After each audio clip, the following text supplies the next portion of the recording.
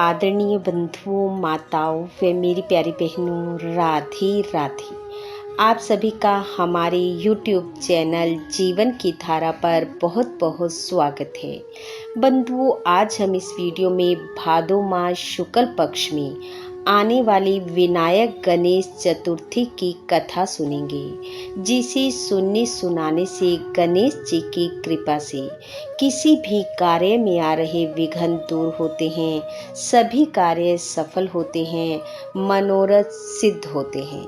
कथा सुनने के बाद यदि आप हमारे चैनल पर नए हैं तो कृपया हमारे चैनल को सब्सक्राइब करें, बेल आइकन को प्रेस करें ताकि हमारी वीडियो के नोटिफिकेशन सबसे पहले आप तक पहुंचे।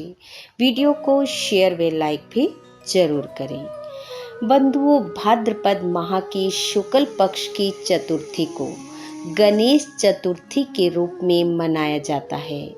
आज के दिन को हम गणेश जन्मोत्सव के रूप में मनाते हैं।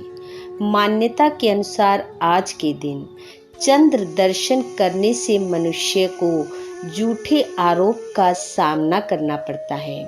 कहते हैं एक बार इंद्रदेव ने गणेश जी व अन्य देवताओं को अपने यहाँ भोजन पर आमंत्रित किया, लेकिन भोजन करते समय गणेश जी के रूप को देखकर चंद्रदेव को हंसी आ गई, जिससे क्रोधित होकर गणेश जी ने चंद्रदेव से कहा, अपने जिस रूप का अभिमान कर तू मेरी हंसी उड़ा रहा है, आज से तेरा ये रूप बेरूप हो जाए, तुझे कोई न देख सके।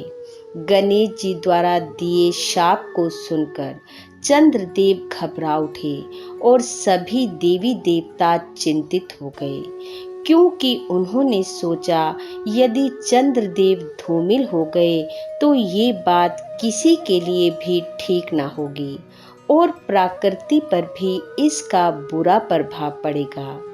तब चंद्रदेव व अन्य देवी देवताओं द्वारा गणेश जी से क्षमा मांगने पर गणेश जी ने कहा कि मेरा यह श्राप तुम पर से पूर्ण रूप से तो समाप्त नहीं होगा, लेकिन आज के दिन यानी कि भाद्रपद की शुक्ल पक्ष की चतुर्थी के दिन जो भी मनुष्य तुम्हारा दर्शन करेगा उसे 1 वर्ष के भीतर ही झूठे आरोप से कलंकित होकर अपमान का सामना करना पड़ेगा। इसलिए जो भी झूठे आरोप से अपने आप को बचाना चाहेगा वह आज के दिन तुम्हारी ओर नहीं देखेगा, चाहे वह फिर कोई भी हो, देवी देवता या मनुष्य। इसलिए बंधुओं, तब से लेकर आज तक भादो माह की शुक्ल पक्ष की विनायक चतुर्थी को चंद्र दर्शन नहीं किया जाता।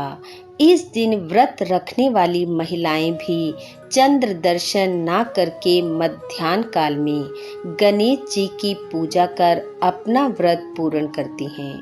और यदि कभी भूलवश ऐसा हो भी जाए तो तुरंत गणेश जी से क्षमा याचना करनी चाहिए, गणेश जी के दर्शन करने चाहिए। कहते हैं इस दिन चंद्र दर्शन करने पर भगवान श्री कृष्ण को भी मिथ्या आरोप का सामना करना पड़ा था।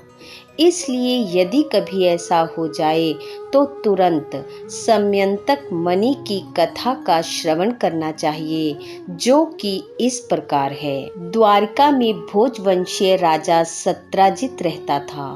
उसने भगवान सूर्य को प्रसन्न कर समयंतक नामक मणि प्राप्त कर ली थी। उस मणि का ऐसा प्रभाव था कि उसे धारण करने वाला दूसरे सूर्य के समान लगता था और वह मणि धारक को प्रतिदिन स्वर्ण प्रदान करती थी। भगवान श्री कृष्ण ने सत्राजित से मणि लेने की इच्छा जाहिर की, लेकिन उसने इनकार कर दिया। एक दिन सत्राजित का भाई प्रसन्नजित मणि को धारण कर जंगल में शिकार को गया। वहां एक शेर ने उसे मार दिया और मणि उससे ले ली। संयोगवश तभी जामवंत रीछ वहां पहुंच गया और उसने शेर को मारकर मणि स्वयं ले ली और वहीं पास में स्थित अपनी गुफा में चला गया। मणि को खिलौना समझकर उसने वह अपने बेटे को खेलने के लिए दे दी।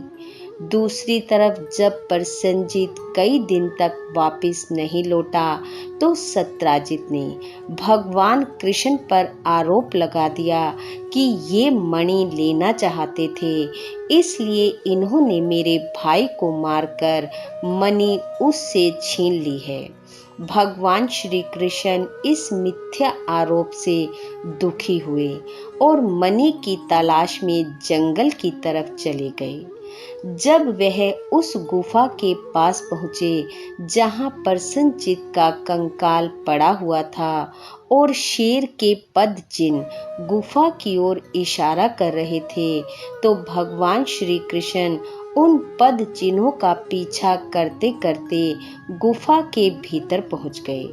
वहां उन्होंने देखा एक बालक मणि से खेल रहा है। इतने में जामवंत भी वहां आ पहुंचा। उन्होंने मणि देने के लिए जामवंत से प्रार्थना की, परंतु जामवंत ने इनकार कर दिया। इस कारण दोनों के बीच युद्ध होने लगा, जो कि 28 दिन तक चलता रहा। इस बीच जामवंत को ये स्मरण हो आया कि ये त्रेता के राम हैं जो द्वापर में कृष्ण रूप में हैं। फिर उन्होंने भगवान श्री कृष्ण से माफी मांग मणि उन्हें दे दी और अपनी पुत्री जामवंती का विवाह भी भगवान श्री कृष्ण के साथ कर दिया। उसके बाद श्री कृष्ण जामवंती के साथ द्वारिका लौटे और मणि ले जाकर सत्यजित को सौंप दी। इस घटना से सत्यजित लज्जित हुआ। अपनी गलती की माफी मांगते हुए उसने अपनी पुत्री सत्यभामा का विवाह भगवान श्री कृष्ण के साथ कर दिया और वह समयंतक मणि उसने सत्यभामा को उपहार स्वरूप दे दी। कथा के अनुसार नारद जी के कहने पर भगवान श्री कृष्ण ने गणेश चतुर्थी व्रत को किया और अपने ऊपर लगे झूठे कलंक से मुक्ति पाई। नारद जी कहते हैं, जो भी मनुष्य समयंतक मणि के उपाख्यान को सुनेंगे, चंद्रमा की कथा सुनेंगे, उन्हें भाद्र शुक्ल चतुर्थी के चंद्र दर्शन का दोष नहीं लगेगा। जब भी मानसिक संकट या किसी तरह का संशय उत्पन्न हो, चंद्रमा का दर्शन भूल से हो जाए तो उसके निमित्त इस कथा को सुनना चाहिए। ऐसा देवताओं ने वर्णन किया है कि भगवान श्री कृष्ण ने गणेश जी की आराधना करके व्रत और पूजन से उन्हें प्रसन्न किया। अतः मनुष्य को चाहिए कि इस कथा को अवश्य सुने। नर अथवा नारी पर किसी प्रकार का संकट आने पर इस व्रत को करने से उनके सभी मनोरथ सिद्ध होते हैं। विघ्न विनाशक गणेश जी की प्रसन्नता से मनुष्य को संसार के सभी पदार्थ सुलभ हो जाते हैं। बोलो गणेश जी महाराज की जय। बंधुओं, गणेश जी की कृपा आप व आपके परिवार पर सदैव बनी रहे। आपका घर आंगन खुशियों से महकता रहे।